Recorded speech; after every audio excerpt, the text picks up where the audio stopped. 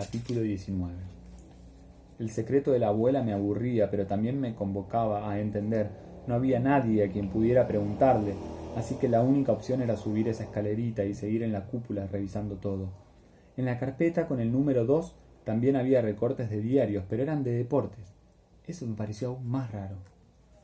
A la abuela los deportes no le interesaban, jamás la escuché hablar de ese tema, ni con el doctor Legg, que era con el que tenía conversaciones más variadas.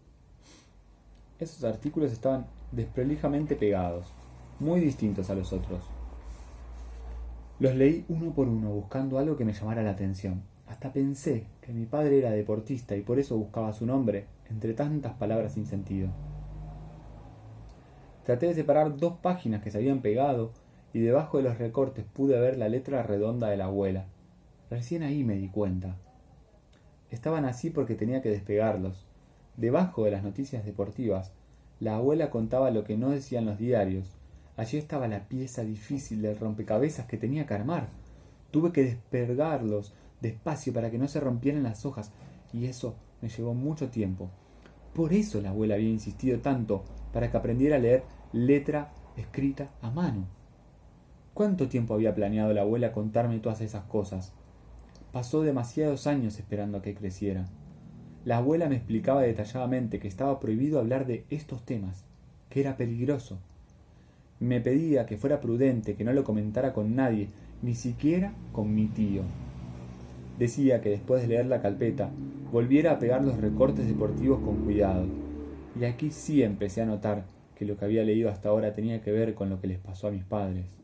Eso que la abuela nunca me había contado.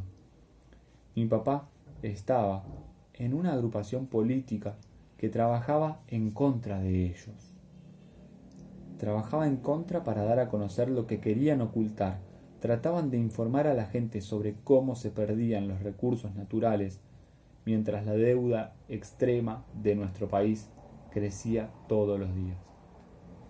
Eran pocos los que se animaban a enfrentarlos.